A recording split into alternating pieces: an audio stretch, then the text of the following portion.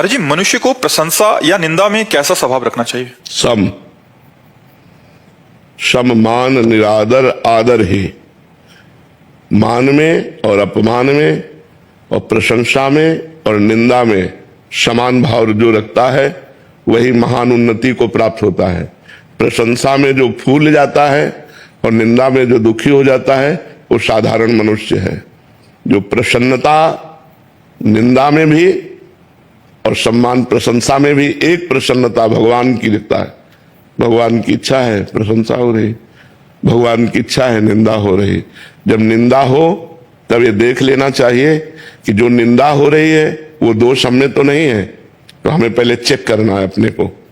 अब अगर उत्तर आया अंदर से नहीं तो हमें प्रसन्न रहना चाहिए, वो उसका स्वभाव है। भगवत प्रेरित निंदा कर रहा है, अब हमारी कोई प्रशंसा कर रहा है तो हमें देखना चाहिए कि हमें कोई सद्गुण नहीं था। अगर कोई सद्गुण है वो भगवान का दिया हुआ है, तो ये प्रशंसा भगवान की हो रही है, मेरी नहीं। प्रशंसा स्वीकार करने से अभिमान पुष्ट होता है, इसलिए प्रशंसा स्वीकार ना करें, और निंदा होने से अभिमान नष्ट होता है। इसलिए निंदा को माने कि भगवान से प्रेरित होकर हमारे अभिमान का नाश करने के लिए भगवान निंदा करा रहे हैं शांत भाव से। संतों ने तो कहा, निंदक नियरे राखिए आंगन कुटी छवाए, बिना साबुन बिना पानी निर्मल करे स्वभाए। अगर कोई निंदा हमारा कर रहा है तो हमारे पापों को नष्ट कर रहा है, हमारे दुखों को नष्ट कर रहा है। इसलिए पहली बात तो समान भाव रखे, और दूसरी बात है प्रशंसा भगवान की, और निंदा अपने अभिमान को नष्ट करने के लिए स्वीकार करे तो बहुत अच्छा लाभ प्राप्त होता है, और भगवान की कृपा से वो अच्छा आध्यात्मिक आदमी बन जाता है। अमित जी, गुरुग्राम से। महाराज जी, क्या मुक्ति हेतु ये अधिक उपयुक्त है कि इंसान अपने पुराने कर्मों का पूर्ण रूप से फल इसी जन्म में ज्यादा से ज्यादा भोग ले?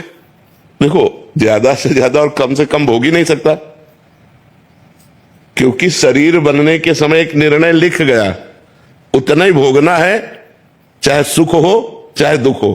अब जो हमारा संचित गोदाम जमा है कर्मों का, जिसे संचित कर्म कहते हैं, वो तपस्या के द्वारा, ज्ञान के द्वारा भस्म किया जाता है। वो साधारण तपस्या से भस्म नहीं होता। जब निरंतर भगवान का भजन करे, ब्रह्मचर्य से रहे, पवित्र आचरण, तो वो गोदाम भस्म होगा। और जो नए कर्म हम कर रहे हैं वो भगवान को अर्पित करें, पवित्र कर्म, तो ये हमको बांधेंगे नहीं। और जो प्रारब्ध शरीर रचना हो गई उसे भोग लेते वो मुक्त हो गया। संचित को भस्म करके, क्रियमाण को निष्फल करके प्रारब्ध को जो भोग लेता है वो मुक्त पुरुष हो जाता है। समझ रहे हो आप? दीप चंचल जी, राधे राधे। महाराज जी, एक भक्त कैसे समझे कि कहाँ भगवान की इच्छा और कहाँ उसका कर्तव्य, दोनों में संतुलन कैसे बनाए? तस्मात् शास्त्रम प्रमाणम ते कार्या कार्यो व्यवस्थित हो।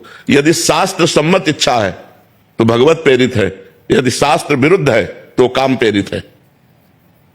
अर्जुन जी ने भगवान से पूछा कि ना चाहते हुए भी ऐसा लगता है कोई हमारे ऊपर बैठकर हमसे पाप कर्म करा देता है, तो भगवान ने कहा, कामेश क्रोधेश रजोगुण समुद्भवा। रजोगुण से प्रकट हुआ काम और क्रोध, यही हिंसा और पाप करवाता है। तो काम प्रेरणा से धर्म विरुद्ध आचरण की प्रेरणा होगी, और राम प्रेरणा से धर्म युक्त आचरण की प्रेरणा होगी। ये पहचान है। अगर धर्म के विरुद्ध कोई बात है तो काम अंदर बैठा हुआ है, काम रूपी शत्रु, वो हमसे पाप कराना चाहता है।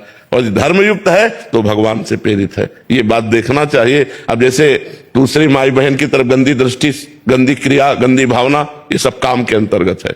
काम, कामना, वासना, ये पाप कर्म करा रही है। इसे हम नहीं कह सकते कि भगवान के द्वारा प्रेरित है। और दूसरों का उपकार करना, खूब नाम जप करना, ये अच्छे अच्छे आचरण होना, ये भगवान की प्रेरणा से होते हैं। ये बात समझना है।